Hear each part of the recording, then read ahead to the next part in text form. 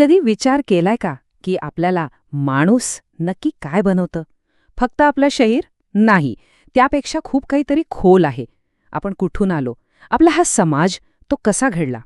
आज आपण याच काही मोठ्या प्रश्नांचा शोध घेऊया, जी आपली ओळख ठरवतात. आणि या सगळ्याच्या मुळाशी ना एक खूप महत्वाचा प्रश्न आहे. माणसाला सामाजिक प्राणी असं का म्हणतात?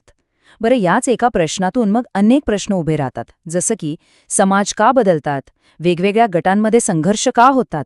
चला मग या सगळ्याच्या मुळाशी जो प्रश्न आहे त्यातच जरा खोलवर शिरूया. तर मग सुरुवात करूया.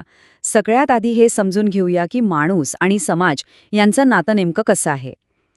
खरं सांगायचं तर हे दोन्ही एकमेकांशिवाय अस्तित्वातच राहू शकत नाहीत. म्हणजे बघा, आपलं जे काही अस्तित्व आहे ना, ते पूर्णपणे इतरांशी असलेल्या आपल्या संबंधांवर टिकून आहे. अगदी जन्मापासूनच आपला विकास, आपली ओळख, सगळं काही आपल्या आजूबाजूच्या लोकांमुळेच घडत असतं. खरं तर आपण एकटे राहण्यासाठी बनलेलोच नाही आहोत. आपण स्वभावतःच सामाजिक आहोत. ठीक आहे, पण मग आपल्या या सामाजिक स्वभावाचा पद्धतशीर अभ्यास कसा करायचा? आणि इथूनच एका खूप इंटरेस्टिंग विषयाची, एका अभ्यासशास्त्राची सुरुवात होते. तो विषय आहे समाजशास्त्र, इंग्रजीमध्ये ज्याला आपण सोशिओलॉजी म्हणतो. आता हा शब्द आला कुठून? तर हा 2 शब्दांपासून बनला आहे. एक आहे लॅटिन शब्द सोशियस, ज्याचा अर्थ होतो सोबती, आणि दुसरा आहे ग्रीक शब्द लोगोस, म्हणजे अभ्यास. सोप्पा आहे. दोन्ही मिळून अर्थ झाला समाजाचा अभ्यास. आणि हा शब्द पहिल्यांदा कोणी वापरला असेल तर ते होते ऑगस्ट कॉम्त. ऑगस्ट कॉम्त यांना समाजशास्त्राचे जनक किंवा फादर ऑफ सोशॉलॉजी असंही म्हणतात. त्यांच्या मते समाजशास्त्र म्हणजे काय? तर सामाजिक व्यवस्था आणि प्रगतीचा वैज्ञानिक अभ्यास. म्हणजे ते समाजाकडे पूर्णपणे एका सायन्सच्या, एका विज्ञानाच्या दृष्टिकोनातून बघत होते.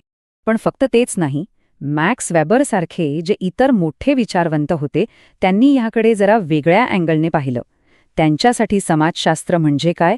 तर आपल्याला एकमेकांशी जोडणारं जे एक सोशल नेटवर्क आहे, जे एक सामाजिक संबंधांचं गुंतागुंतीचं जाळं आहे, त्याचा अभ्यास.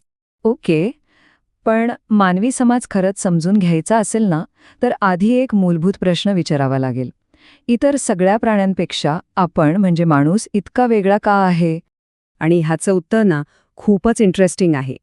4 मुख्य शारीरिक गोष्टींनी मिळून हे शक्य केलं. एक, आपल्या हाताचा अंगठा, ज्यामुळे आपण लिहू शकलो, हत्यारं बनवू शकलो. दुसरं, आपली ताठ उभे राहण्याची क्षमता. तिसरं, आपल्या दातांची रचना.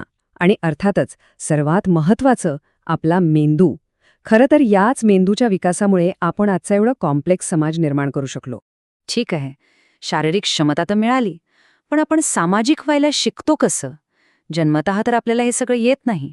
तर याचं उत्तर एका खूप महत्त्वाच्या प्रक्रियेमध्ये आहे. हे सामाजिक वातावरण किती महत्त्वाचं आहे हे समजून घेण्यासाठी ना, एक खरी घटना बघूया. ही गोष्ट खूप काही सांगून जाते. ही घटना आहे 1920 सालची मिदनापूरमधली. इथे एका मुलीची गोष्ट आहे. तिचं नाव होतं कमला. झालं असं की तिने आपल्या आयुष्याची जवळपास 9 वर्ष जंगलात प्राण्यांसोबत घालवली होती. आणि याचा परिणाम काय झाला? ती कच्चं मांस खायची, प्राण्यांसारखीच चालायची. तिच्यात मानवी असं म्हणता येईल ना, असं काहीच नव्हतं. का? कारण तिला तसं वातावरणच मिळालं नाही. मग यावरून काय सिद्ध होतं? एकदम सोपं आहे. आपले मानवी गुण हे काही आपल्याला जन्मताच मिळत नाहीत. ते आपल्याला शिकावे लागतात आपल्या आजूबाजूच्या समाजाकडून. आणि ह्याच शिकण्याच्या प्रक्रियेला म्हणतात सामाजिकीकरण किंवा सोशलायझेशन. म्हणजे मुद्दा हा आहे की आपण सगळे ह्याच सोशलायझेशनचे प्रॉडक्ट्स आहोत. ह्याच प्रक्रियेतून आपण भाषा, आपली मूल्य, आपलं वागणं बोलणं सगळं काही शिकतो. याशिवाय आपण समाजाचा एक भाग बनूच शकत नाही. आणि हे शिकणं काही लहानपणीच थांबत नाही, ते आयुष्यभर चालू राहतं, वेगवेगळ्या ठिकाणांहून. आपलं कुटुंब आपल्याला पायाभूत गोष्टी शिकवतं, शाळा आपल्याला फॉर्मल एज्युकेशन देते, आपले मित्रमैत्रिणी आपल्याला एकत्र राहायला, एकमेकांना मदत करायला शिकवतात, आणि आजच्या काळात तर मास मीडिया, जे आपल्याला पूर्ण जगाची ओळख करून देतं, यातला प्रत्येक घटक आपल्याला घडवण्यात एक वेगळी आणि महत्त्वाची भूमिका बजावतो. चला आता पुढे जाऊया आणि बघूया की ह्या विचारांची पायाभरणी कोणी केली. म्हणजे ते कोण लोक होते ज्यांनी ह्या संपूर्ण अभ्यास शाखेला उभं केलं. यात काही मोठी नावं आहेत, जसे की फ्रान्सचे एमिल डर्खेम, जर्मनीचे मॅक्स वेबर आणि कार्ल मार्क्स. आता या प्रत्येकाचा फोकस एरिया वेगळा होता, पण ह्या सगळ्यांचं ध्येय एकच होतं. आपण ज्या समाजात राहतो त्याचा सायंटिफिक पद्धतीने, पद्धतशीरपणे अभ्यास करणे. बरं, हा ज्ञानाचा प्रवाह मग भारतातही आला. 1914 मध्ये मुंबई विद्यापीठात समाजशास्त्राचा अभ्यास सुरू झाला आणि इथे G.S. घुरे, M.N. श्रीनिवास आणि इरावती कर्वे यांच्यासारख्या दिग्गज लोकांनी या कामाला भारतात पुढे नेलं. आणि आता जाता जाता एक विचार करण्यासाठी एक प्रश्न.